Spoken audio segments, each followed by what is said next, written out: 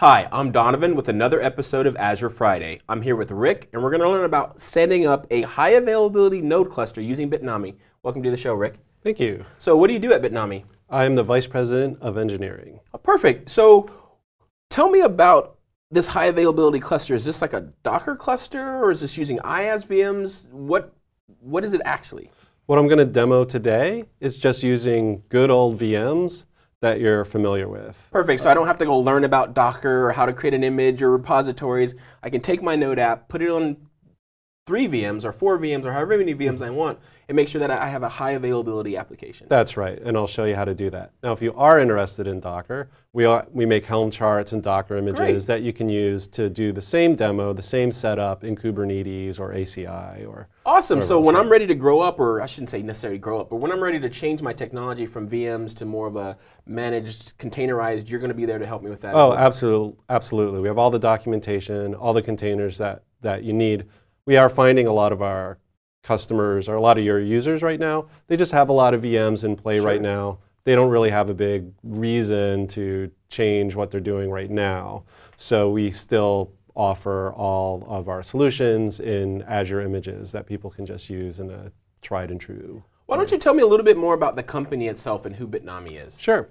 So Bitnami publishes, it's got to be like way over 120 applications. We have an automated build system for those applications.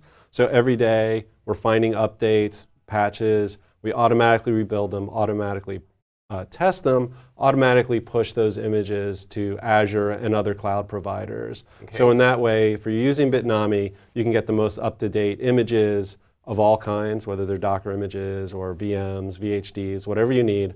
They'll be the most up-to-date, the most secure, but we also optimize them for the platforms that we're targeting.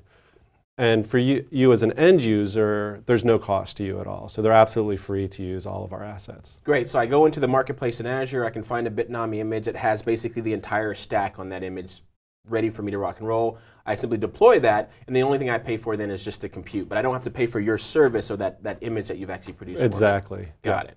Okay, so show me how it actually works. So I know who you are now, but I'm kind of curious of the app that you're going to show us and how we get it to work. Sure. I made a quick diagram just so I can explain it to folks. So we use an ARM template that you can just fill in a form to make everything work. And we use a load balancer on the front end, and that will pick one of 3 VMs that are running Node with your Node code, whichever is going to be the fastest response. And that's the first way that you get high availability. If one of those Node images is busy, if that VM's busy, the load balancer will just pick one that's not busy. Okay. And if one of them you have to take it offline or it goes down for some reason, there's 2 left to service the request. So in that way, at that VM level, there's always something available. So that's why you get high availability. Got it. Now, it's a mean stack, which means you're running Mongo.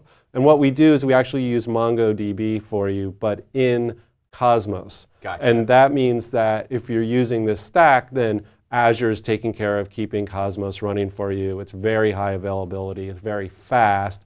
And also all of your data is just snug and safe in the Cosmos ecosystem. Absolutely. So you don't have to worry about taking care of your data. Perfect. So I have 3 Linux VMs running behind a load balancer, all storing their data inside Cosmos DB using the Mongo API. Exactly. So to me, it's the mean stack using all this information. Yeah. And it was interesting because you said I can take them offline, because now that I've deployed this and my base image needs to be updated or need to have some patches put on, what I could do is then take one offline. The other 2 are going to take the load, run whatever app installs I need to get my machine up to date, and then just put it back inside the cluster and run up in that. Absolutely. A lot of people will do updates in that way. You can get a little fancier. You can use a tool like Spinnaker to make sure that the new VM is running properly. So it might give the new VM like a little bit of traffic, and then make sure it's working, and then move replace the next VM, and then the next VM.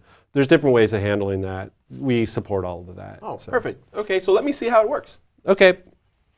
So just as an aside, if your users want to check out our sample application to try it, they can just go to our GitHub repo. And they can see the application, but we also have some simple instructions there where if you have your own code, you can just make some very slight changes to it, so your own code will actually run quite easily in it. So if you have your own code, then you can just move that into those VMs instead of our sample application. Okay. And let's go to the demo, I guess, so you can see how it works. Okay. So first, this is the application already running. And I don't want to spend a lot of time boring you waiting for things to come up and that kind of thing. So I just have it running already. Okay. So this is in classic Scott Guthrie style, a to-do application. It's a very sophisticated app. And yeah, do a great, but you'll see how fast it is though. So I'm going to add a to-do item, and I'll show you that it's stored in the database by just doing a quick refresh. Yep. And you can see how fast the whole system is. That's thanks to Cosmos DB in the back. Yep, Cosmos. So here are the resource groups where the application's set up. And so we like to put the database in one resource group and the VMs with the code in other resource groups. It just makes it a little easier to manage. But I'm going to show you quickly how to set everything up. Perfect. So the first thing that you're going to want to do is set up a Cosmos DB, obviously. And so I'm going to click on the Cosmos DB tab over here on the left, and this will bring me to a page that shows my existing Cosmos DB, but it also has a button that I can use to add a new one. Okay, perfect. So I'm going to click the Add button, and that'll bring me to a form where I can tell it information that I need about my Cosmos DB. So I'll click Add. I just get a form here, and I need to name it. I need to give it a unique name. Gotcha. So I'll say my app database 2, and then I'm going to pick the API. And in case people don't know, Cosmos is actually pretty cool because it supports a lot of different APIs. So I'm just going to drop down here and pick the MongoDB API because I want a Mongo. Yep. And then I'm going to use my free trial subscription. People don't know, if you go to Azure and sign up, if you haven't signed up before, you get a free subscription. They give you $200 in credits. Sure. And so that's what I'm using. And so you can just try things and make sure it's what you want. Perfect. So that's what I'm using. And then, like I said, I like to put each database in its own resource group, just so it's easy for me to manage, bring up, bring down, delete, that kind of thing. So I would name this. I usually just name my resource groups after the name of the database that I care about. Sure. So if I was to click Create right now, it would probably take about 2 or 3 minutes to set it up for me. But instead of doing that, you already have one. I'll just go to the one that's already set up. Sure. And the reason I'm going to go there is because I'm going to need a little information from here for setting up the Linux VMs that are going to be running the node code. So they're going to need information on how do I connect to this instance so I can start utilizing it. Okay. Exactly. I'll show you where to get that information. Perfect. But there's just a lot of information about your database here. So it's kind of cool that you can see how it's operating and stuff. Where it's replicated and things like that. Yeah, and there's settings that you can edit and change. Okay. But there's this one tab called Connection String that I'm going to click on. I'm going to click on that because that's going to give me a whole bunch of information that I need to give my node code. And it's really well structured. So I'm going to click Connection String, and you can see it has everything just ready for me to copy and paste over. Okay. So this is a really nice feature. So that Connection String tab is very useful. Okay, so now I have my Cosmos DB set up. It's running Mongo for me. Now I just need to launch my node containers or my node VMs. Gotcha. So I'm going to go to the Marketplace for that. So here's the Marketplace in Azure. So first thing I might want to do is just search for Bitnami. That makes sense, right? Except if I search for Bitnami, you can see we make so many applications. There's so many things in here. You might have a little trouble finding it. Sure. So I'm going to specialize that a little bit and just say Node.js to make it a little easier. And then here's our offerings around Node.js. Gotcha. And the one that I want to show is the High Availability cluster. Okay. So I'm going to click on that. And that's going to bring me to a form. Well, first I have to click the Create button because there's just some, legalese and that kind of thing. Sure. So I'm going to hit Create. And this is going to take me to a form that now I can fill in and just tell the VMs everything it needs to know, mostly to connect to the MongoDB that I have. Okay. So first I need to name it. I'll just stick with the my node name. That's fine for now. And then here's where I put in a link to my code. And we populate it with the link to our sample code. Okay. But you can just put in a link to your own Git repository. And any public Git repository would work. So it doesn't have to be GitHub. It could be VSTS or Bitbucket or whatever I want. Yeah, as long as you can Git pull it. All right. That's all it needs. Perfect. So now I just need to copy in that information. Because remember, I'm setting them up in different resource groups. Sure. So I just need to copy the information from one resource to another, one resource group to another. So I'll just do that real quick.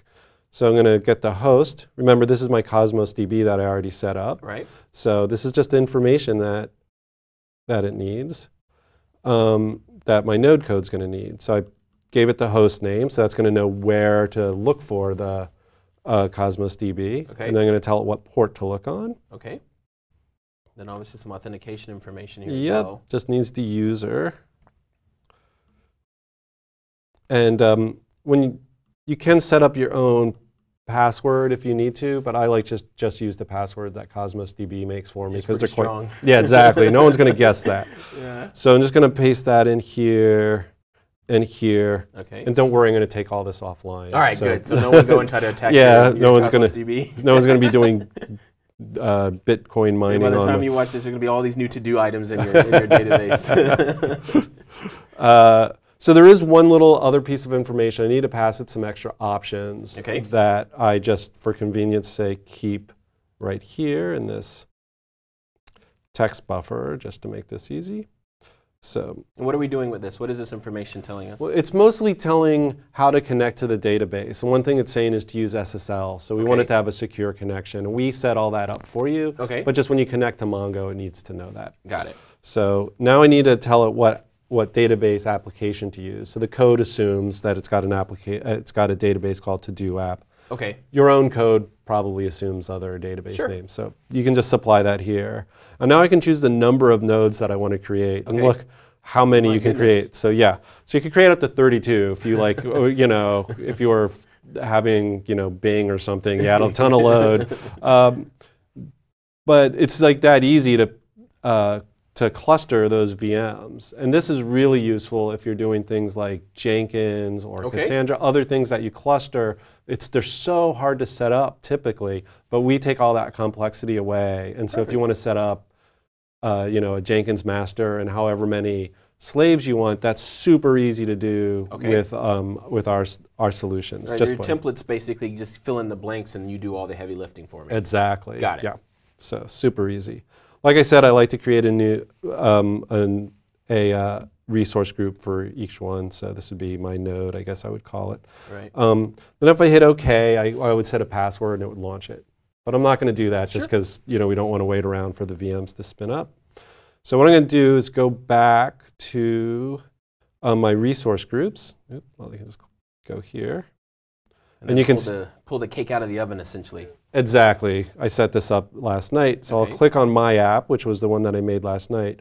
And the reason I'm doing this is because after it spins up, I just need to find the IP address where I can reach it. Okay. So you can see in this resource group, we set up everything for the load balancer and the ingress and created an IP address for you. And so if you click on, this stands for My App Gateway IP, I'll click on that. And this is a resource that we set up for you automatically that has the IP address. Got it. So I'm just going to copy that. And this is the IP address I would go to my domain name hosting and set up my DNS to point to. Exactly. Okay. Yeah. And we have documentation for all of that. All right. Perfect. So why don't we just go there just to make sure it's working. And so that's all it takes. Gotcha. And now I have a high availability node application that I could easily replace with my own code. Now, I saw that you set up a Git, but that's only used once. Is that correct? Or if I make a commit to that Git repository, is it all my code automatically going to show up in these images or not? We don't automatically do that in case you didn't mean to set up a CI pipeline. If you're just pushing the trunk, you don't want it to suddenly show up in production. But it is set up so that it uses git pull to bring the new code. If you want to do that, it's very easy to set up your. And another thing I could do then, obviously, is now that I have this infrastructure, is I could then set up Visual Studio Team Services or Jenkins or some other tool that will then watch my repository for commits and then actually be able to deploy it automatically to my new infrastructure here. Absolutely. Got it. So that's how I could be able to go forward. Now this is amazing because I've played with some of these, and even creating an ARM template isn't as easy as some of us wish it were at times. So it's really nice to know that to get high availability, I don't have to know anything about Docker. I don't have to know anything about ARM templates. I can go in here and choose a template from the marketplace that basically does all the heavy lifting for me. Yep. This is awesome. So where can people go and learn more about not only this images, but other images that you might have available for them? I would send people to azure.bitnami.com. Azure.bitnami.com, okay. So this shows all the images that we make for Azure, well, all the VMs that we make for Azure. And you can see there's quite a long list of them. In fact, if you want, if a user wants to, they can actually launch them from here. Awesome. And you can see we have like applications and development stacks. And there's like, I don't know, maybe 150 of them here. You can also click Learn More, and we have a lot of really rich documentation on how to use them in Azure, best practices, how to set up CI/CD, how to upgrade the application after it's already running. Perfect. So, and all these resources are available to them for free? Absolutely for free. Awesome. Thank you so much, Rick, for coming and showing this information. We're learning all about using Bitnami templates here on Azure Friday.